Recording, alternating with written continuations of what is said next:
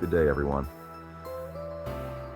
Today we're diving into a topic that many of us face, but may not even realize it's the root of our struggles: procrastination, caused by fear of failure and self-doubt. If you've ever put off a task, not because you didn't have the time, but because deep down you were afraid of not doing it well enough, then you know exactly what I'm talking about. Procrastination is often more about what's happening in our minds than what's on our to-do list. But here's the good news. Once we understand this connection, we can start to take back control. The link between fear of failure and procrastination. When we're afraid of failure or doubt our abilities, we tend to delay the task at hand. We tell ourselves, "I'll start tomorrow," or "I'll wait until I'm ready." But the truth is, we're just scared of not doing it right, or not meeting expectations. We'd rather avoid the discomfort than face the possibility of messing up. Let me ask you this. How many times have you avoided starting something important because you feared it wouldn't turn out perfectly? How many times have you thought, "I'll start tomorrow," but tomorrow never comes? That's not just about time management, it's about fear. You're delaying starting because you're protecting yourself from the possibility of failure or rejection. The idea of not being able to meet expectations, whether your own or someone else's, becomes paralyzing. How fear and self-doubt cause procrastination. Fear of judgment. One of the reasons we procrastinate is that we're afraid of what others will think if we don't succeed. Maybe you're worried about being judged or seen as incompetent. This fear of other people's opinions can be paralyzing. When you think your work won't live up to expectations, you put it off entirely to avoid that perceived criticism. Fear of imperfection. Then there's the fear of imperfection. Many of us delay tasks because we want everything to be perfect. This leads to a cycle of avoiding the task until we feel like we can achieve it flawlessly, which rarely happens.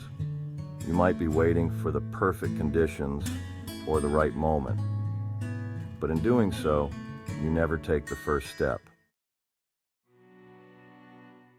Self-doubt and underestimating yourself. Sometimes the problem isn't the task itself, it's self-doubt. You start questioning your abilities. Am I good enough? Can I really pull this off? This internal dialogue makes you hesitate.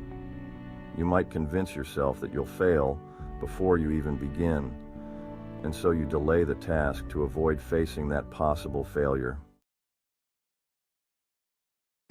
How procrastination plays out in real life.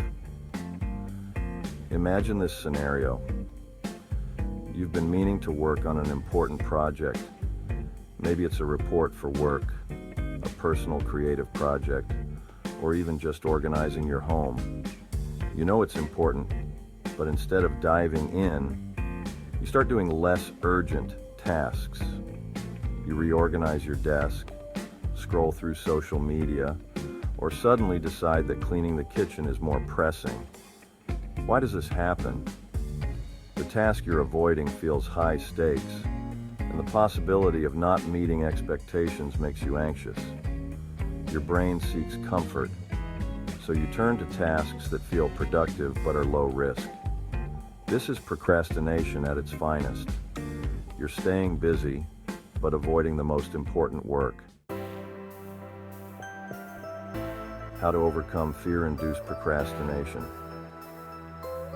So how do we break free from this cycle? Here are a few practical strategies. Shift your mindset. Failure is part of growth. One of the most important steps is to redefine failure. We tend to think of failure as the worst possible outcome. But the reality is, failure is part of the journey to success. Every time you fail, you learn something new. Progress, not perfection, is what matters. Embrace the idea that mistakes and setbacks are opportunities for growth. If you accept this, you'll be less afraid to start. Set small, achievable goals. Often procrastination comes from feeling overwhelmed by the size of a task. Instead of focusing on the entire project, break it down into small, manageable steps. For example, if you're working on a big report, start by writing the introduction. Taking small steps makes the task feel less daunting, and once you start, momentum will carry you forward. Create a realistic plan. Fear of failure can also come from poor planning. When you don't have a clear plan, the task seems insurmountable. Create a timeline for yourself with specific milestones. This helps break down the task and makes it easier to manage. Each time you hit a milestone, you'll feel a sense of accomplishment, and the fear of not completing it fades away. Practice self-compassion. If self-doubt is holding you back, start practicing self-compassion. Speak to yourself kindly as you would a close friend. Remind yourself that you're capable, and it's okay if things don't go perfectly. By treating yourself with kindness, you reduce the power that self-doubt has over you. Take Elizabeth Gilbert, for instance. She talks about how perfectionism driven by fear of failure stops us from even beginning. In her book, Big Magic, she calls it fear in fancy shoes. We hesitate, afraid that what we produce won't be good enough. But perfection isn't the goal, progress is. The more you wait for perfection, the more you procrastinate, and the further away you move from success. The key is to show up anyway. Take the risk of starting, even if it's not perfect. By showing up, you've already won half the battle. Also, Tim Ferriss approaches this issue through a process he calls fear setting. Ferriss realized that the root of his procrastination was exaggerated fears about failure. Instead of avoiding the task, he confronts his fears head-on by defining the worst-case scenario. Once he understands what he's truly afraid of, he can see that most of his fears aren't as bad as he thought. This realization makes taking action much easier. Often, it's our imagined fears of what could go wrong, that hold us back, more than the actual task itself. The moment you define what you're really afraid of, procrastination starts losing its grip.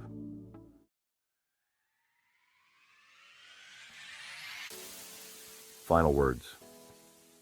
Take action today. Now I want you to reflect on your own life. Where have you been procrastinating because of fear or self-doubt? Maybe it's a career move, a creative project, or even a personal goal. Look in the mirror and ask yourself, am I avoiding this because I'm afraid? What's the worst that could happen if I try and fail? Chances are the consequences are not as big as you imagine. The only way to overcome procrastination rooted in fear is to start small and take action, even if it's not perfect. Each step you take brings you closer to your goal, and each failure teaches you something valuable. Today is the day to face your fears and move forward.